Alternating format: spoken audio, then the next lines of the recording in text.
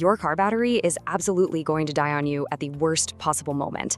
And honestly, that's not bad luck. That's just battery chemistry. AA actually responds to more than 32 million dead battery calls every single year. Literally the #1 reason you end up stuck in a parking lot. And look, if you're sitting there thinking, well, I'll just call a buddy with jumper cables, I've got some bad news for you. 40% of drivers admit they'd have absolutely no one close enough to come help them within 30 minutes. You're definitely going to want to stick with us here because there is one specific number printed on basically every single jump starter box out there that 90% of buyers get completely wrong. And if you get it wrong, you just bought yourself a very expensive paperweight that will not start your truck in January. We're also going to break down the one massive mistake that quietly kills these things while they're just sitting in your trunk over the summer. It literally ruins the battery before you ever even need to use it. So, do you actually need to buy a jump starter? Let me just paint you a picture of what happened to me last winter. I'm standing outside Kroger, it's 28 degrees out, I've got a cart full of groceries in the back, and my kid is in the car seat. I turn the key, click. Nothing. The dash lights just flicker and die. Oh man, the absolute worst feeling. Right? And I actually had jumper cables. But guess what? No second car to hook them up to. I asked 3 different people walking by. Everyone's suddenly in a huge hurry. So I call roadside assistance. 95 minutes. A 95-minute wait. My ice cream completely melted, and my kid is asking me why we live in the grocery store parking lot now. Okay, but mine was definitely worse. I'm way up at Copper Mountain. The truck was parked overnight, and it's minus 10 degrees.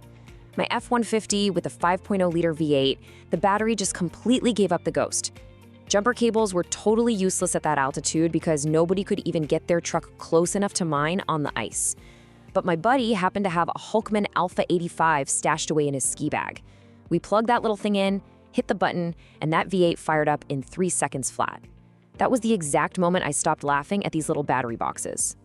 All right, so that brings up the real question we need to tackle first.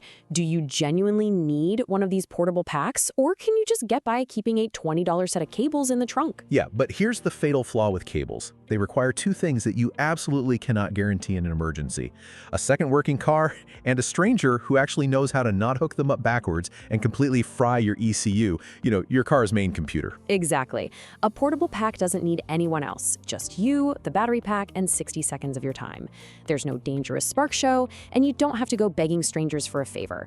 If you park in airport lots, drive with your kids, commute early, work late, or live literally anywhere it gets cold, it's not just a cool gadget, it's an insurance policy. And for anyone new to this, just think of it like this.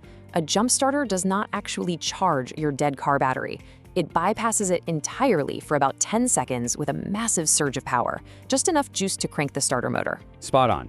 Which brings us to the first major buying decision, power. And this is exactly where everyone screws up that number on the front of the box. Peak amps. Everybody instinctively just looks for the biggest number they can find. Right, but the biggest number is pure marketing. Here is what actually matters in the real world.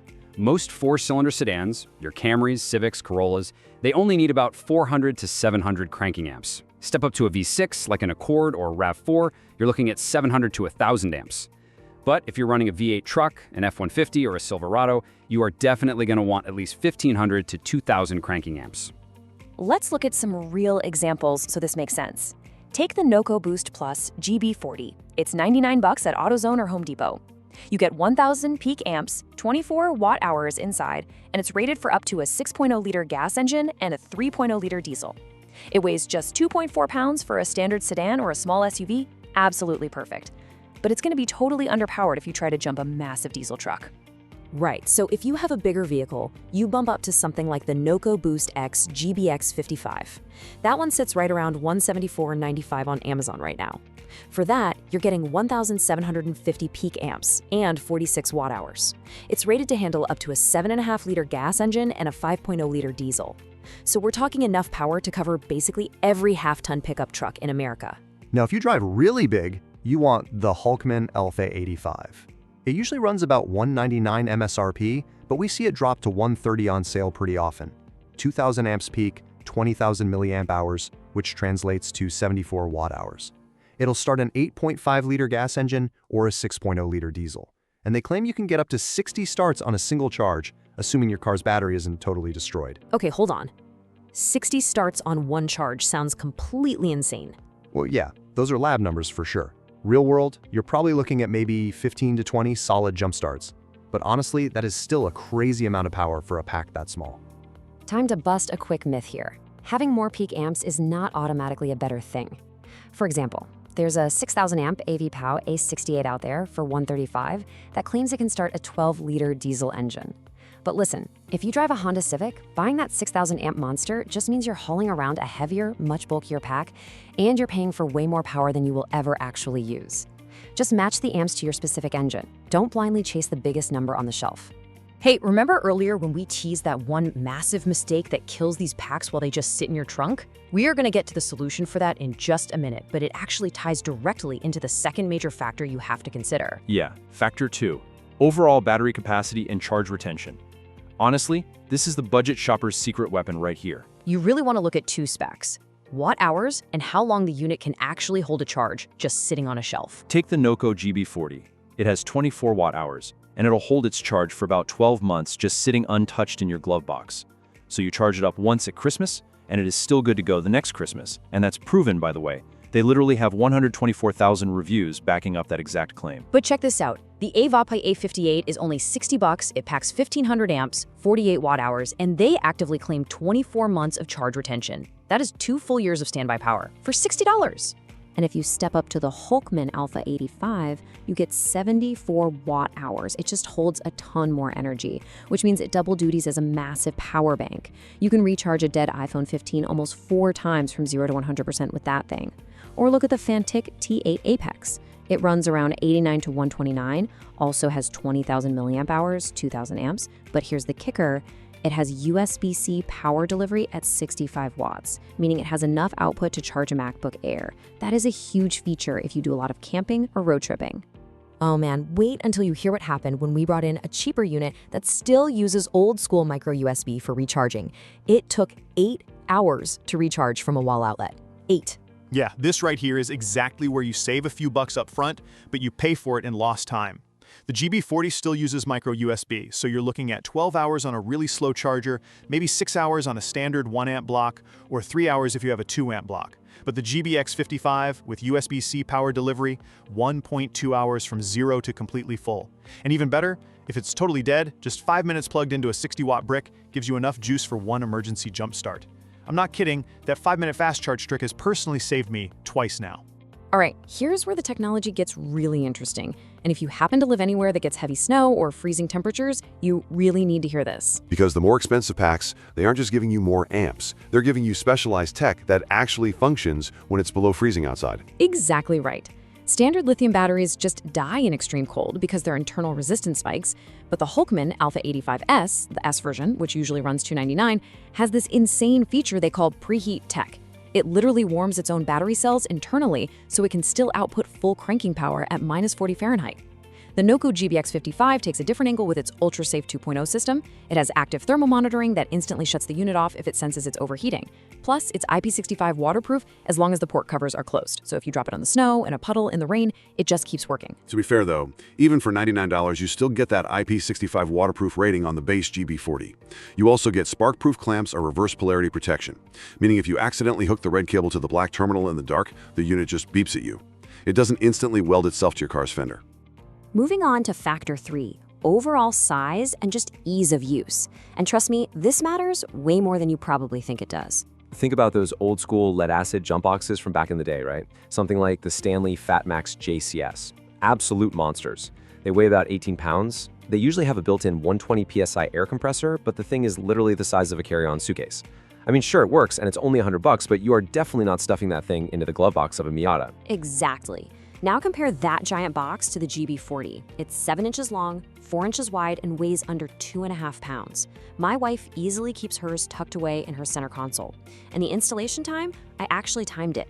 47 seconds flat. You clamp red to positive, black to negative, press the boost button, and turn the key. You're done. For a total beginner, that simplicity is the sole difference between you actually confidently using it in an emergency versus it sitting on a shelf in your garage because you felt it was just too heavy and intimidating to carry around.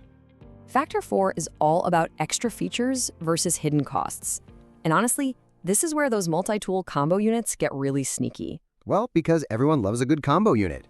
Take the GOOLOO A3. It's $66 on sale, packs 3,000 amps, has a built-in 150 PSI compressor that'll inflate a tire in about a minute, Plus, it's got USB charging ports plus a flashlight. It's like 7 tools crammed into one box. Sounds completely perfect, right? Right, until you realize that the air compressor is draining the exact same battery you are relying on for jumping your car. If you use it to top off all 4 of your tires on a cold Tuesday morning, you might not have enough battery life left over to jump your engine if it dies on Thursday. For pure reliability, having separate devices is just better, especially if you live in an area where flat tires happen often. Also, we need to talk about hidden cost number 1, the wall chargers. Most of these high-end packs do not actually come with the 60-watt wall brick you need. They give you the USB cable, but no brick. So you have to add another $15 to $25 to the real price if you don't already have a fast USB-C power delivery charger sitting around at home. Hidden cost 2 is the warranty situation. NOCO gives you a 1-year limited warranty. Hulkman bumps that up to 2 years on the Alpha85. But then you have brands like WolfBox with their Megavolt 24. That's a 4,000 amp pack for $160, and they throw in a lifetime warranty. A lifetime warranty on a battery pack for $160 is pretty insane. And hidden cost 3, which always gets people, the replacement clamps. If you accidentally lose those proprietary smart clamps, a set of NOCO replacement HD clamps will run you $29 to $39. So whatever you do, do not lose the clamps.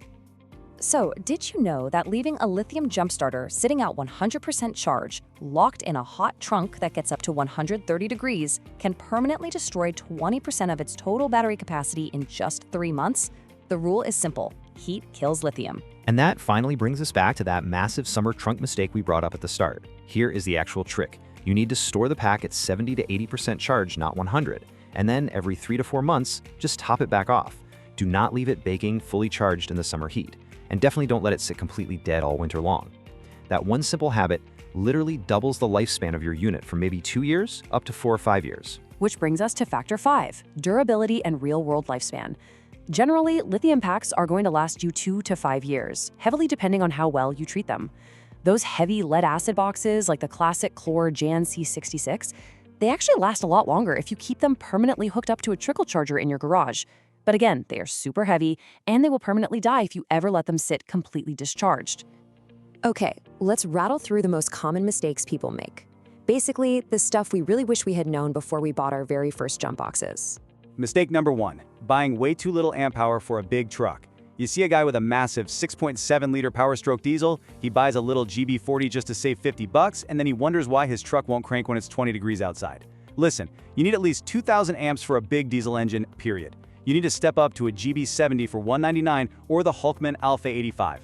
Mistake number 2, buying a bulky compressor combo unit when all you really needed was pure, reliable engine cranking power. If you do a lot of off-roading, go buy a dedicated heavy-duty VIR compressor. Do not rely on a combo box. Mistake number 3, completely failing to check the engine ratings. The ratings for gas and diesel engines are very different. The GB40 box clearly says 6.0-liter gas / 3.0-liter diesel. That diesel number is literally half. So if you drive a 3.0-liter diesel Sprinter van, that GB40 is already operating at its absolute maximum limit. You have to go bigger.